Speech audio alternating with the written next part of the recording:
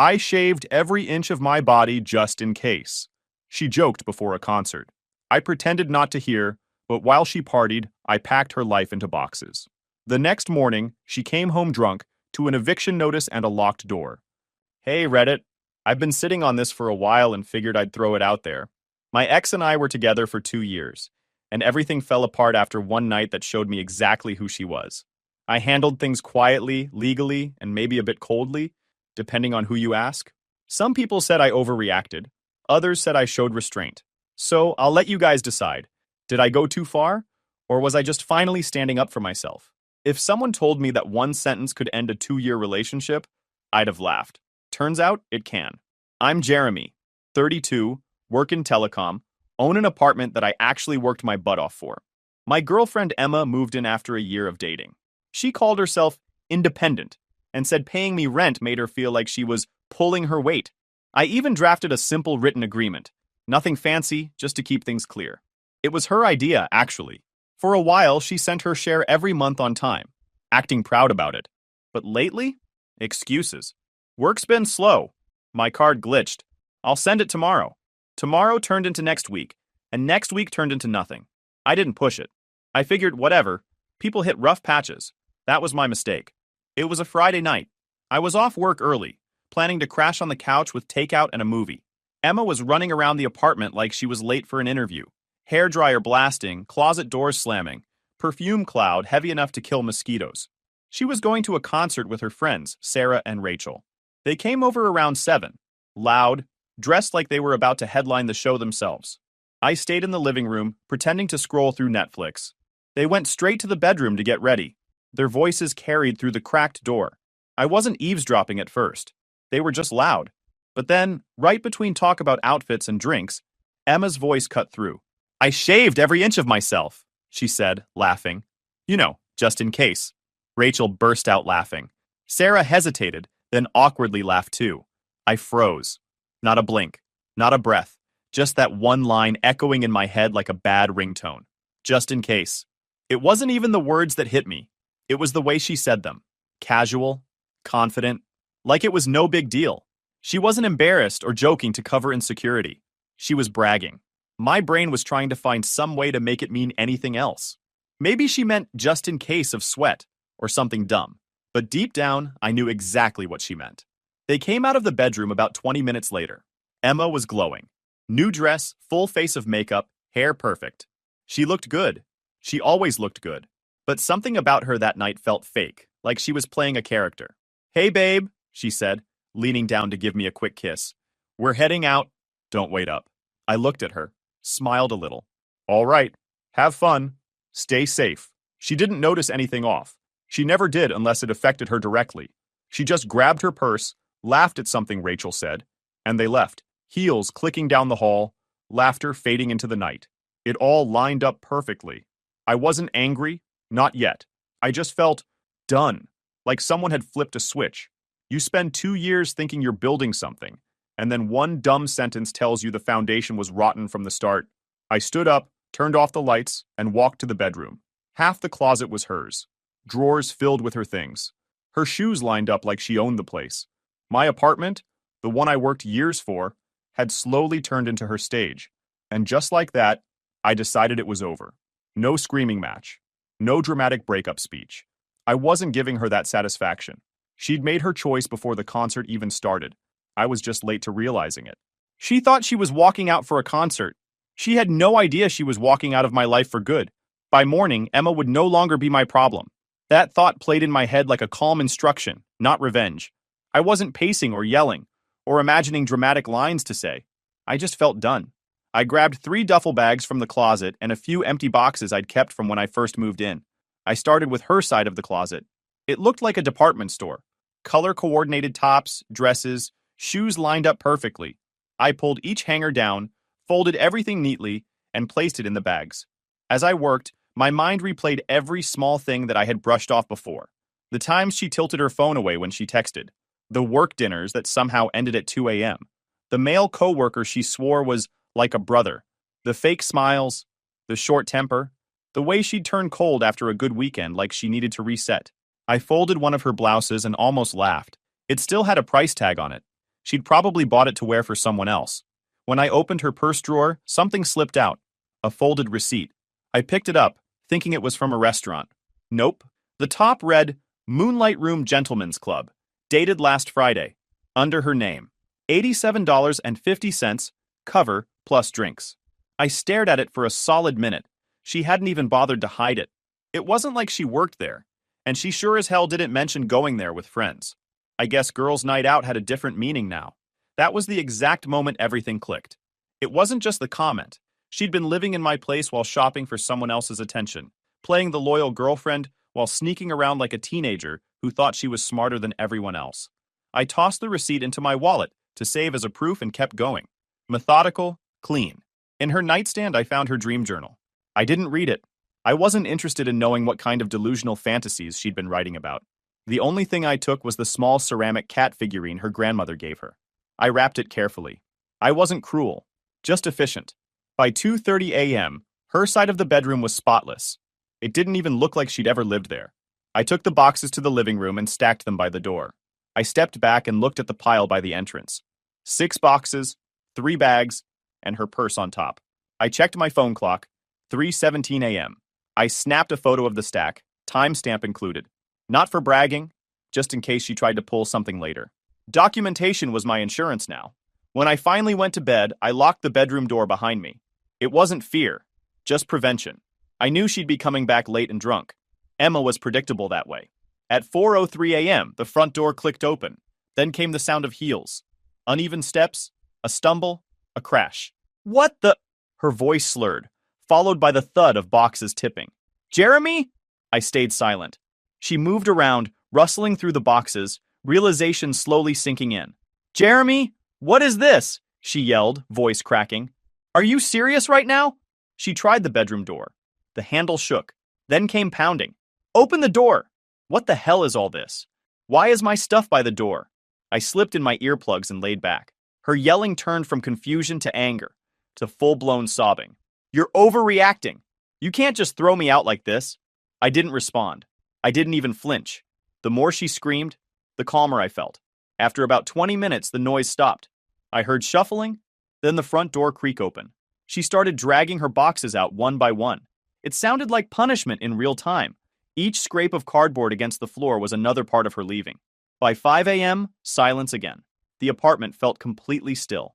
I closed my eyes and finally relaxed. No rage, no regret, just relief. Emma could spin whatever story she wanted later. Cry to her friends, play the victim. None of that mattered now, because everything she owned was gone. And for the first time in a long time, everything that mattered to me was right where it should be. I woke up around 8 a.m. with the kind of peace that didn't feel real at first. No alarms, no perfume smell lingering in the hallway, no passive-aggressive music blasting from the bathroom. Just silence. The sunlight coming through the blinds felt different, clean. When I walked into the kitchen, the first thing I saw was a crumpled note on the counter. My name was written across it in big red lipstick, messy letters. The paper had smudges on it. Mascara or tears, probably both. I didn't bother reading it. I just looked at it for a second, then tossed it straight into the trash. Whatever she had to say came too late. I made coffee, and while waiting for it to brew, I noticed something off about the living room. The rug was crooked, like someone had dragged something heavy. I followed the marks and saw the TV. It had a crack running across the screen, dead center. Closer look, a heel mark, like she'd kicked it or hit it on purpose. Next to it, one of the vases I'd bought during my first year here was smashed into a pile of white shards. The cabinet corner was dented, and a photo frame had fallen face down. So, she didn't just pack and leave, she threw a mini tantrum on her way out. This was classic Emma. Couldn't handle being ignored, so she made sure to leave a mark. I actually laughed a little, not because it was funny, but because it was predictable. I took out my phone and started taking photos. Wide shots, close-ups, timestamps, every angle. If she thought she could come back crying about how unfair I was, she was going to find out that actions have paperwork attached. After cleaning up a bit, I called my sister, Lauren. She's 5 years older, an attorney, and probably the only person on earth who could stay calmer than me in a disaster. She answered on the second ring. You sound weirdly relaxed, she said. I had a productive night, I told her. Emma's gone. There was a pause. You kicked her out? She kicked herself out. I just helped her pack. I explained what happened. The overheard comment, the packing, the meltdown at 4 a.m., and the damage I just found. Lauren didn't gasp or scold. She just went into lawyer mode immediately. All right, she said. First, document everything. Photos, timestamps, keep them backed up. Second, file a police report for property damage. It doesn't need to be dramatic, just official. Third, change your locks today. And last, make sure she can't claim tenant rights. Tenant rights? I asked. Lauren said, since you own the apartment and her name isn't on any lease or title, she's not a legal tenant, just a guest with a private rent agreement. And since she stopped paying, that agreement's already broken. You had every right to end it and tell her to leave. She can't claim residency or tenant protection. I'll text you the exact statute just in case she tries to pull something. I opened my laptop while she talked and started downloading the photos from my phone. I could already feel my calm shifting into focus again. Lauren wasn't just a lawyer. She was a problem solver. And right now, Emma was a problem that needed to stay gone. By the way, Lauren added, did you ever take your name off that BMW loan? I froze. No, she still has it. She's been paying it though. Right, but you're the co-signer, remember? That means if she misses a payment or decides to play games, they'll come after you. You need to keep tabs on that, especially now that she's angry. She wasn't wrong. The BMW was her dream car. A sign of success, she'd called it. Her credit was trash when she applied, so she begged me to co-sign. Said it was temporary, that she'd refinance once she built her credit. 2 years later, she never did. All right, I said. I'll dig out the paperwork. Good. And Jeremy? Yeah? Don't feel bad. She made her choices. You're just making sure she lives with them. I couldn't help but smirk. You should have been a therapist. Trust me, she said. Law is cheaper than therapy. After the call, I grabbed my jacket and drove to the hardware store. The locksmith came by noon. Watching him change out the locks felt better than any closure talk could have. When he handed me the new keys, I felt like the place was finally mine again. Not ours, mine. I filed the police report later that afternoon. The officer who took it barely blinked when I explained. Probably not the first time he'd heard about someone's ex going berserk with heels and household items. Once that was done, I scanned the BMW loan papers. My name sat neatly beside hers, just waiting to be financially dragged through the mud if she decided to get petty. I placed the documents in a folder labeled Emergency Emma. Fitting title. By evening, the apartment was quiet again, the way it used to be before she moved in. I reheated leftovers and thought about how she'd probably tell everyone I'd lost it. Let her talk. I had photos, a police report, and peace of mind. And for the first time in months, I didn't feel like I was living with a stranger. I was just living, finally, in my own space. That peace lasted about 48 hours before Emma did what entitled people always do when reality doesn't go their way. She made up her own version. It started Saturday afternoon. My phone buzzed nonstop with messages from mutual friends. I ignored them at first, assuming it was leftover group chat noise. Then my buddy Tom called. He doesn't call unless it's serious. Dude, he said, sounding hesitant. You should probably know what Emma's saying. I leaned back in my chair. Go ahead. I could use a laugh. She's telling everyone you snapped on her out of nowhere. Said you kicked her out while she was asleep. That you've been cold for months, made her feel unwanted, and apparently you're emotionally unavailable. I actually laughed out loud. Emotionally unavailable? That's rich. She used my credit score to buy a BMW and still couldn't pay fake rent on time. Tom sighed. Yeah, I figured it was crap, but she's got a few people believing her. She's crying in the group chat, saying she has nowhere to go and that you threw her away like trash. It's dramatic. Sounds like her, all right, I said. Queen of victimhood. Do you want me to say something? No, I replied. Let her talk. I'll handle it. I hung up and scrolled through my messages. Sure enough, I had 4 unread texts from people I barely talked to, all variations of, hey, is everything okay? And Emma's really upset. Of course she was. Upset that her lies weren't sticking as easily as before. I didn't post anything. I didn't defend myself online. People like her feed on drama, and I wasn't giving her a buffet. What I needed was evidence.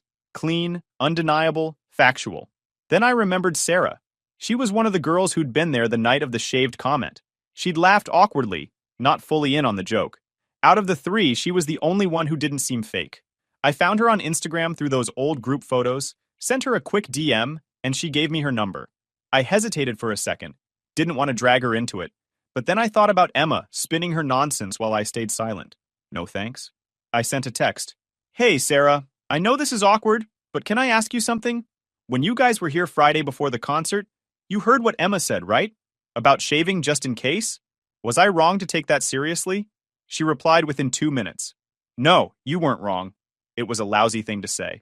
I told her in the car she crossed a line. Bingo. I texted back, she's telling everyone I threw her out for no reason. Would you be okay showing what she said that night in your group chat? I just want to set the record straight. I'm not trying to start drama. 10 minutes passed. No response. I figured that was it. She probably didn't want to get involved. Then my phone pinged again. A screenshot. It was from their girls' group chat, time-stamped Friday 9:17 p.m., right after they left my place. Rachel had texted, "That cute drummer is totally eyeing you." Emma's reply, "I know, right? Here's hoping. Good thing I'm ready." Sarah had just reacted with an eye roll emoji. I stared at the screenshot, half disgusted, half relieved. There it was. Proof. Not just a slip of the tongue, but an actual confession of intent. She wasn't joking. She was preparing. I texted Sarah back, "Thank you. You didn't have to do that." Her reply was simple. "I hate lying. She's been out of control lately." I sent the screenshot straight to Tom, along with a photo of the gentleman's club receipt I'd found in her purse. "You can show these if anyone asks what really happened," I wrote. "I'm not getting into a back and forth. Truth speaks for itself." Tom's response came quick. "Holy crap. Yeah, this changes everything. I'll share it in the chat." 5 minutes later, my phone started blowing up again. Not with accusations this time, but apologies. "Man, I'm so sorry. We didn't know. Bro, she's wild for that. Glad you're doing okay." Apparently, once the screenshot hit the group chat, the sympathy train derailed fast. Emma tried to twist it, saying it was just girl talk, but nobody was buying it. Tom said when he posted the image, the chat went silent for a full minute before people started calling her out. Then came the best part. Sarah told me later that Emma tried to accuse her of betrayal. Sarah's response? "I'm not lying for you, Emma. You made your bed. Lie in it." Then she left the group chat entirely. By Sunday evening, the story had flipped completely. The same people who pitied Emma on Saturday were ghosting her now. Her support vanished as fast as her rent payments. I didn't need to say a word. The facts handled it for me.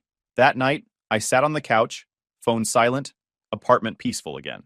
I looked at the cracked TV and thought about how she'd probably throw another tantrum if she knew her empire of lies had collapsed in 24 hours.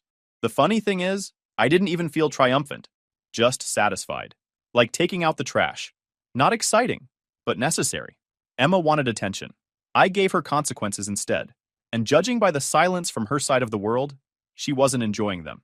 That silence broke 3 days later when I got an email from her. Subject line, "Read this." I opened it, and there it was. The classic Emma tone. Dramatic, accusatory, and dripping with entitlement. "You think you can just erase me? You can't. You co-signed my car. You're tied to me whether you like it or not. If you don't meet me and talk like an adult, I'll stop paying for the BMW. Let's see how your precious credit holds up. You ruined my life over a stupid misunderstanding. Your turn to pay." I read it twice. It was so perfectly her. No accountability, no remorse, just threats dressed up as victimhood. She really believed she still had leverage over me. I didn't reply. I didn't even flinch. Instead, I took a screenshot of the entire email, opened my files, and pulled up the BMW loan documents. Lauren had warned me this could happen. She was right again. I called the loan company. "Auto Finance, this is Daniel. How can I help you?" "Hi, Daniel. My name's Jeremy Carter. I'm a co-signer on loan number 456C2. The primary borrower, Emma Watson, no longer lives at the listed address. She just emailed me saying she intends to stop making payments. I have the email if you'd like proof." He paused. "She said that in writing?" "Yes. I can forward it to your collections department." "Please do," he said quickly. "I'll open a case right now. Given what you've told me, we may need to secure the asset. Do you know where the vehicle is currently located?" I did. Tom had mentioned she was still crashing at Rachel's place across town. "Yes," I said. "She's staying at an address on Oakfield Lane. I can send it with the email." "Perfect. Thank you for calling, Mr. Carter. You did the right thing." I forwarded everything. The email, her address, even the loan copy showing both our names. Then I sat back and sipped my coffee. No anger, no nerves, just calm, knowing the wheels of consequence were officially turning. She'd already missed her last payment by nearly 3 weeks and ignored 2 reminder notices, so her account was already flagged for repossession. My call just gave them the last piece they needed. confirmation of where the car was. 2 days later, I finished work early and decided to take a different route home.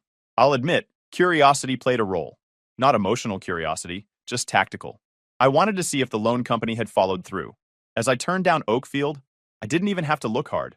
There it was, a repo truck parked in front of Rachel's apartment complex. Emma's white BMW sat hooked up at an angle, back tires lifted. On the sidewalk, two familiar figures were losing their minds. Emma was yelling something about harassment, while waving her arms like she owned the street. Rachel stood beside her, equally useless, shouting at the repo driver who didn't even look up from his clipboard. The driver's face was blank, professional. This wasn't his first meltdown of the week job. Emma stomped toward him. "You can't take my car. I make payments. This is illegal." He pointed at the clipboard. "Talk to your lender, ma'am." They gave the order. "I am the borrower," she screamed. "This is theft." He didn't bother answering. He just motioned to his partner, who tightened the tow straps. The look on Emma's face was pure disbelief, the moment someone realizes the world doesn't bend to their ego. She shouted something I couldn't hear, then threw her purse at the curb in frustration. Rachel tried to calm her, but Emma shoved her away. I stayed in my car, a few cars back in traffic. I didn't want to be seen. I just watched for a few seconds. Not smiling, not gloating. It wasn't revenge. It was symmetry. The truck pulled off, BMW in tow, leaving Emma standing there screaming into her phone. I rolled down my window just slightly, heard her voice echoing something about calling a lawyer, and rolled it right back up. Then I drove off. I didn't feel victorious. I felt done. Later that night, my phone buzzed again. 6 new voicemails from no caller ID. I already knew who. I unblocked her for 1 minute just to confirm. The first message started with crying. "You can't just ruin me like this, Jeremy. That car was my life. You're a heartless jerk." The second one flipped to anger. "You're pathetic. You think you won? You'll regret this." The third was pure venom. "You'll never find anyone like me again." Good. That was the point. I didn't listen to the rest. I saved them all into a folder labeled Emma Evidence, then blocked her again. Lauren called later that evening after I filled her in. She sounded impressed. "You handled that like a pro." She basically handed you the rope and tied the knot herself. "Yeah," I said, and then tried to blame me for the knot. She laughed. Typical. After the call, I leaned back on the couch and stared at the cracked TV again. It still worked on half the screen, but I didn't even care anymore. Some people think closure comes from big speeches or apologies. For me, it came from watching a tow truck pull away with a car I should have never co-signed for. No fireworks, no shouting match, just quiet balance, the kind you only get when karma does its job right on time. That night, I deleted every photo of Emma left on my phone. No hate, no heartbreak, just cleanup. The final message she sent before being blocked read, "You'll regret this." I always land on my feet. She might have believed that when she had wheels. By the next week, karma decided to keep things consistent. I got a call from the local police department about the property damage report I'd filed earlier. The officer said, "We've reviewed the photos and statements. Since she admitted to being there that night and the damage matches your report, we've documented it. You can pursue reimbursement in small claims." Music to my ears. I called Lauren immediately. She didn't even sound surprised. "Good," she said. "We'll push it through officially. She can't just smash your stuff and walk away."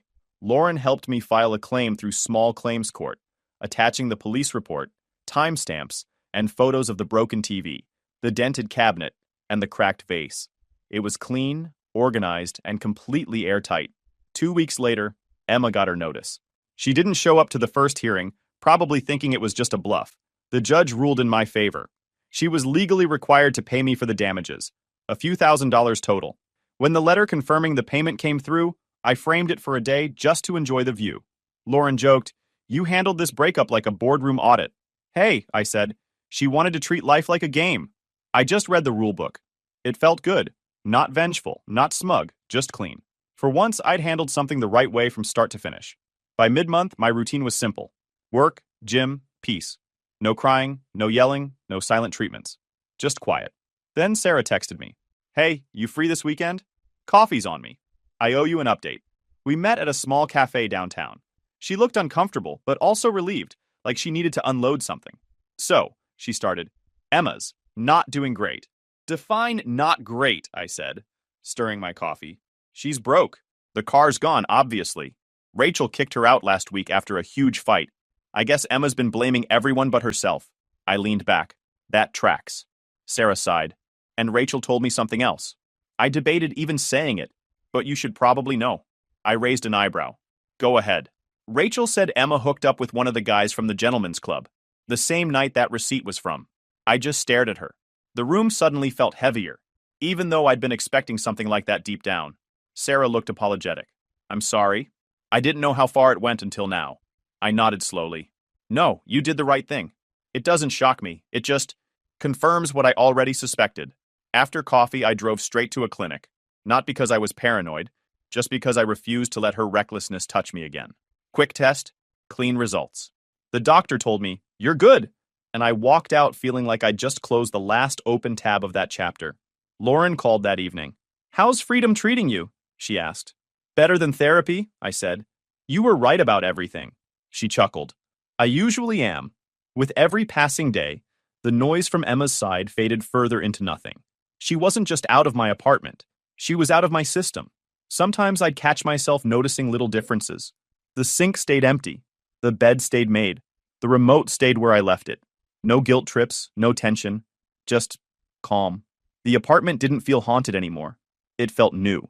A few friends who'd taken her side early on reached out, wanting to clear the air. I didn't bother. There was nothing left to clear. Everyone had seen enough of Emma to understand who she really was.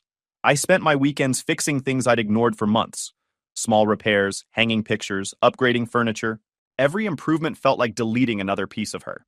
By the end of the month, my space didn't just look different. It felt different. Lighter. Quieter. Like the air itself had reset.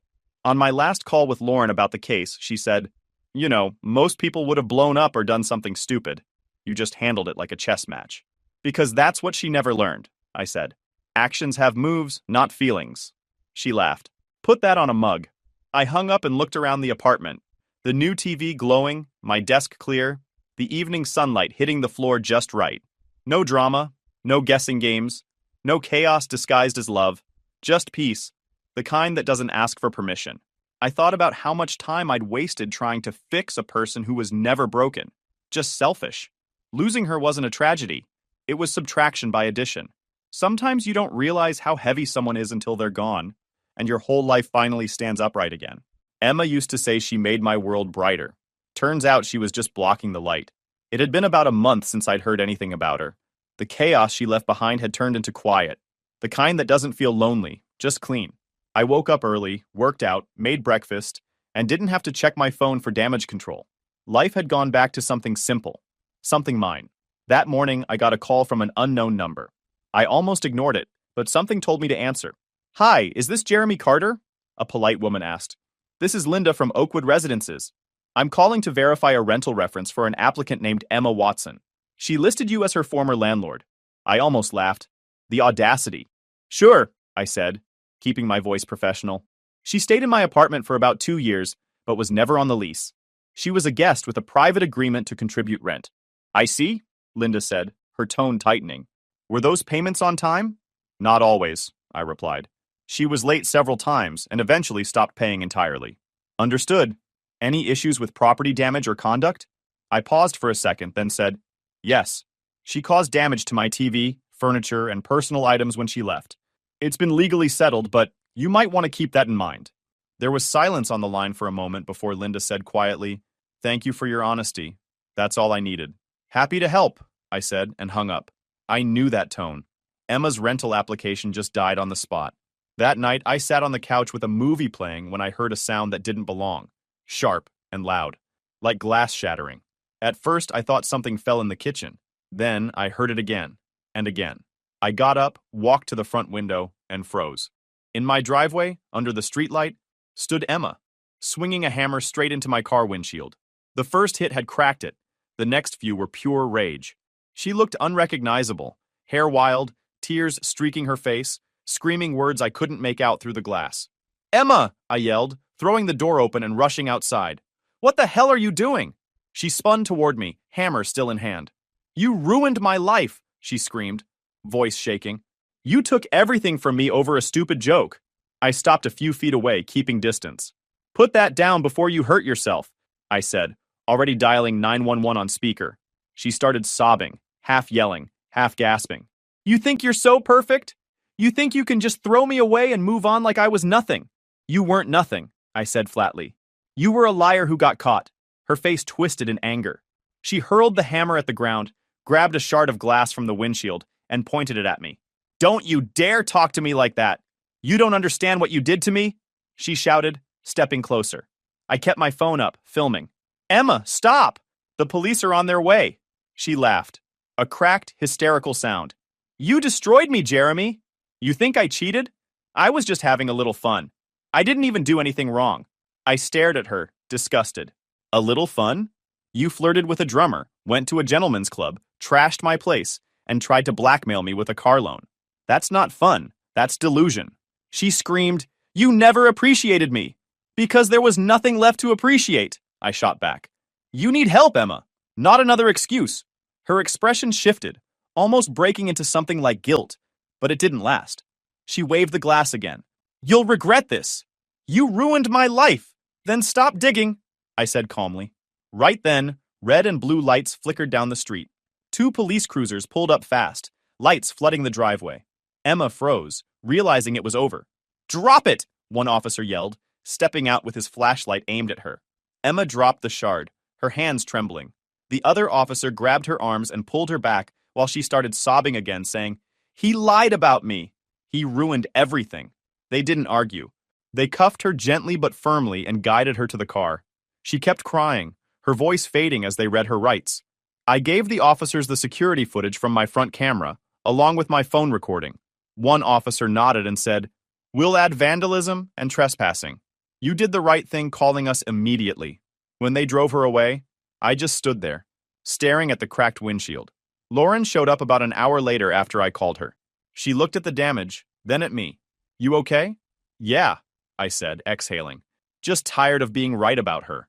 Lauren gave a half smile. You want to file for vandalism, trespassing, and attempted assault? Every single one, I said. She's not walking away from this one. We went over the paperwork that same night. By morning, the report was filed and airtight. Within a few days, word got around, fast. Rachel texted me saying, I'm not associated with her anymore. And apparently, Emma had shown up at Rachel's too, screaming about betrayal before Rachel called the cops herself. Then the news hit Emma's parents. They called Lauren's office trying to ask about the charges, but Lauren didn't budge. Later, I heard from Sarah that Emma's parents were ashamed, completely blindsided. They refused to let her stay at their house after the arrest. And her job? Gone. HR found out about the vandalism and arrest record. Her manager suspended her indefinitely, pending internal review. Translation: career over. Her world crumbled exactly the way she'd built it, loudly and without logic. Lauren handled everything professionally, filing for restitution again. Emma didn't even show up this time. When the dust settled, I got my car fixed. New windshield, new paint, clean slate. Standing in the driveway after it was done, I realized how poetic it was. She'd literally tried to break what I built, and all it took was a repair bill to erase her damage completely. I didn't think about her much after that. Occasionally, her name came up through someone who used to know her. The story always ended the same. Jobless, homeless, cut off. I didn't feel sorry for her. I just didn't feel anything at all. That night, I sat in my living room, lights dim, looking out at the calm street. No yelling, no chaos, no broken glass. Just peace. Emma thought I ruined her life because I wouldn't let her keep wrecking mine. But the truth? She did it all by herself. She called it love. I called it survival. YouTube just dropped this new hype feature. If you're hooked on this story, smash that hype button. It tells YouTube this video deserves to blow up, and it keeps even crazier stories coming your way.